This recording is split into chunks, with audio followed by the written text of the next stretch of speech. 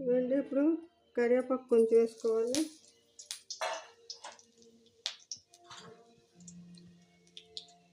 ఎండుమిర్చి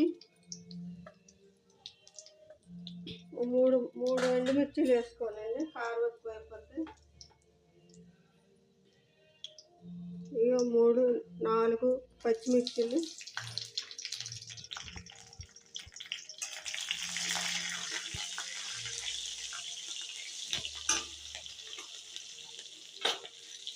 తర్వాత ఉల్లిపాయ ముక్కలు,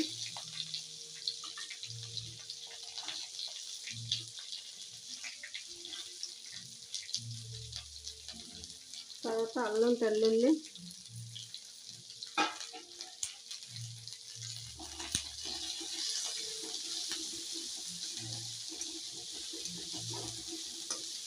ఇప్పుడు గోల్డ్ కలర్గా ఫ్రై చేయాలండి. ఇది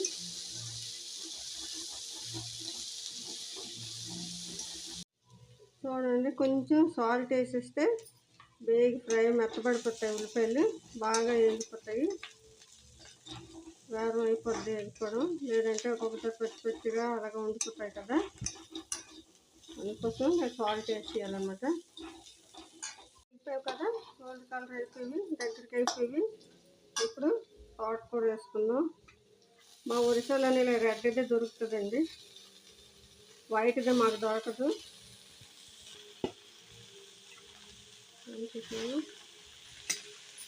కడుపు నొప్పి పడుతుంది. ఇదండి, కొంచెం సిమ్ చేసేయాలి, చేసి కొంచెం ఫ్రై చేసుకోవాలి.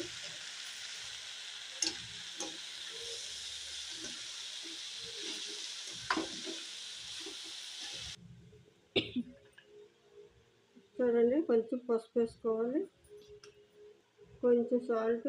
తాలింపులో వేసాం కదండి, అందుకే చూసుకొని వేసుకోవాలి. కొంచెం కారం, చూడండి కొంచెం కారం, ఎందుకంటే పచ్చిమిర్చి అవి వేసాం కాబట్టి తోటకూర తక్కువ అవుతుంది కదండి, కారం అయిపోతుంది, అందుకే కొంచెం వేసుకున్నాను.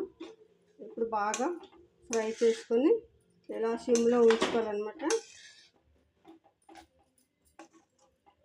మేము ఒరిస్సాలోనే ఉంటామండి. మా ఒరిస్సాలోనే ఇదే తోటకూర దొరుకుతుంది, కానీ చాలా టేస్ట్గా ఉంటుందండి. ఇది తోటకూర ఒంట్లో రక్తం గురించి అనేసి తింటారండి ఈ తోటకూర ఇక్కడ అందరూ. మాకు దొరకదండి అసలు. ఇది తెల్లవారు 6 గంటలకు వెళ్తేనే ఇది దొరుకుతుంది, లేదంటే 6 దాటిపోయిందంటే మాకు దొరకదండి. మాకు ఈ ఊర్లోని తోటకూర దగ్గరికి అయిపోయింది, నీరంతా ఇంకిపోయింది కదా. మరో 10 నిమిషాల తర్వాత దించేస్తే అయిపోతుందండి కూర.